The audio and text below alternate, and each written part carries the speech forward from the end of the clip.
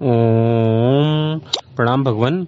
आज की बोध कथा का नाम है वैराग्य कब होगा। भगवान बहुत ही मीठी और मधुर और अद्भुत बोध कथा है। ययाति की, भगवान बहुत पुरानी कथा है कि ययाति 100 वर्ष का हो गया तो उसकी मृत्यु आ गई। वो सम्राट था, सुंदर उसकी पत्नियां थीं, धन था, यश था, कीर्ति थी, शक्ति थी, प्रतिष्ठा थी। तो जो भी ऐश्वर्य के नाम पे सोचा जा सकता है वो सब ऐश्वर्य, धन धान्य, सब कुछ संपत्तियां उसके पास थी। और मौत द्वार पर आकर दस्तक दी मौत ने। तो ययाति ने कहा कि अरे अभी आ गई, अभी तो मैं कुछ भोग ही नहीं पाया हूं, अभी तो कुछ शुरू भी नहीं हुआ था, यह तो थोड़ी जल्दी हो गई। 100 वर्ष मुझे और चाहिए। तो मृत्यु ने कहा कि मैं मजबूर हूं, मुझे तो ले जाना ही पड़ेगा। ययाति ने कहा कि कोई भी मार्ग खोजो, मुझे 100 वर्ष और दे दो कृपा करके, क्योंकि मैंने तो अभी तक कोई सुख जाना ही नहीं। 100 वर्ष में कहता है ययाति कि मैंने अभी तक कोई सुख जाना ही नहीं। अब मृत्यु ने कहा कि भाई 100 वर्ष आप क्या करते थे। ययाति ने कहा कि जिस सुख को मैं जानता था वही व्यर्थ हो जाता था, तब दूसरे सुख की खोज करता था और खोजा बहुत, पाया अब तक नहीं। सोचता था, कल की योजना भी बना रहा था, अभी तो बहुत सुख बाकी बचे हैं, लेकिन आपके आगमन से तो कल के द्वार ही बंद हो जाएगा, कल का द्वार। और अभी मुझे तो आशा है। मृत्यु ने कहा 100 वर्ष में समझ नहीं आई, आशा भी कायम है, अनुभव नहीं आया अभी तक। तो ययाति ने कहा कौन कह सकता है, क्या पता कि अभी कोई सुख हो जिससे मैं अपरिचित हूं, जिसको मैं ना जानता हूं, जिसे पालूं तो सुखी हो जाऊं, कौन कह सकता है। मृत्यु ने कहा तो फिर एक उपाय है कि तुम्हारे बेटे हैं 10, एक बेटा अपना जीवन दे दे तुम्हारी जगह, तो उसकी उम्र तुम ले लो और मैं लौट जाऊं, पर मुझे एक को तो ले जाना ही पड़ेगा। बाप थोड़ा डरा। डर स्वाभाविक था, क्योंकि बाप तो 100 वर्ष का होकर मरने को राजी ना हो, तो कोई बेटा अभी 20 का था और कोई 15 का, तो छोटा वाला कोई 12 का था। अभी तो उन्होंने और भी कुछ भी नहीं जाना था, लेकिन बाप ने सोचा शायद उनमें से कोई राजी हो जाए। तो उसने पूछा, बड़े वाले जितने बेटे थे वो तो राजी ना हुए, और उन्होंने कहा कि आप कैसी बातें करते हैं, आप 100 वर्ष के होकर जाने को तैयार नहीं, और मेरी उम्र तो अभी 40 वर्ष ही है, अभी तो मैंने जिंदगी कुछ भी नहीं देखी, आप किस मुंह से मुझसे कहते हैं। लेकिन जो सबसे छोटा बेटा था वो राजी हो गया। राजा राजी इसलिए हो गया कि जब बाप से उसने कहा कि मैं राजी हूं, तो बाप भी बड़ा हैरान हुआ।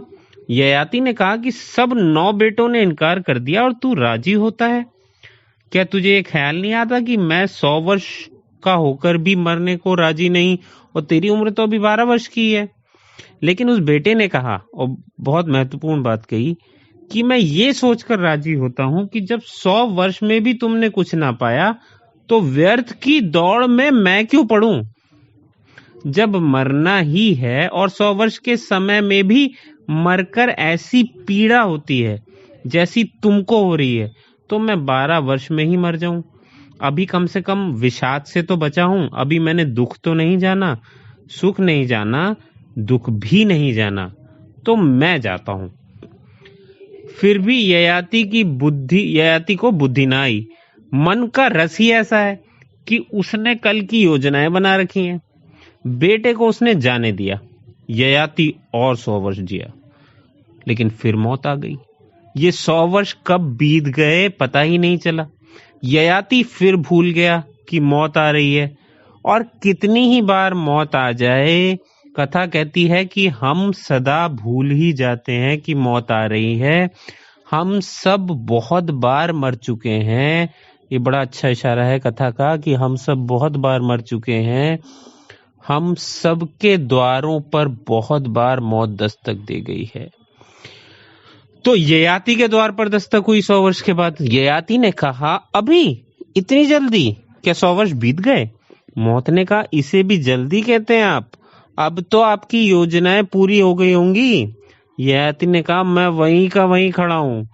मौत ने कहा, कहते थे कि कल और मिल जाए तो मैं सुख पा लूंगा। ययाति ने कहा, मिला कल भी, लेकिन जिन सुखों को खोजा उनमें दुख ही पाया। भगवान, बहुत महत्वपूर्ण लाइन है। ययाति ने कहा कि जिन जिन सुखों का खोजा उनमें दुख ही पाया। और अभी तो और भी योजनाएं है मेरे मन में, ययाति ने कहा। क्षमा करें, एक और मौका। पर मौत ने कहा, फिर वही करना पड़ेगा। अच्छा, इन 100 वर्षों में ययाति के नए बेटे पैदा हो गए थे, पुराने बेटे तो मर चुके थे। फिर और उसमें फिर एक बेटा राजी हो गया।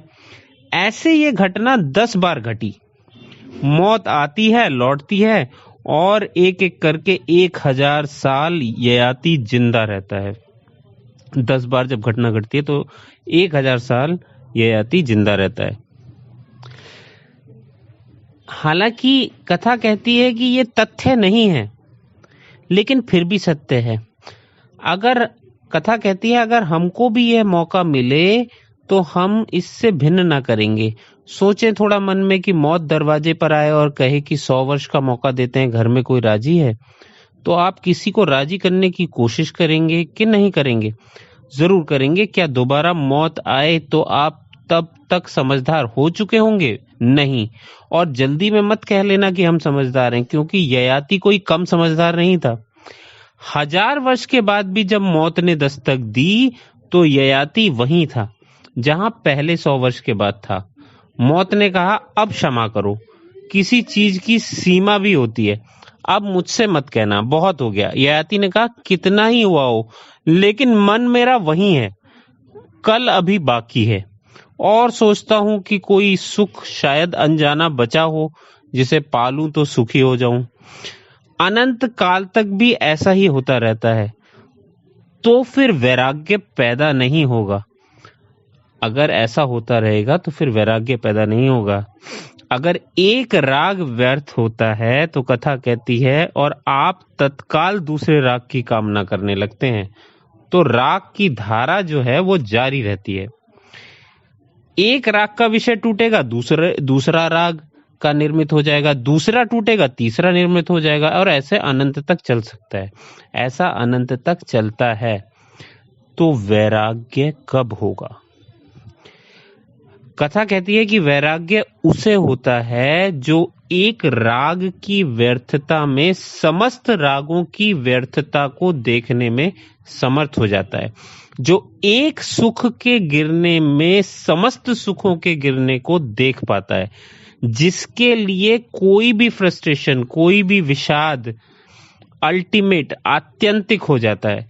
जो मन के इस राज को पकड़ लेता है जल्दी ही कि यह धोखा है। क्यों?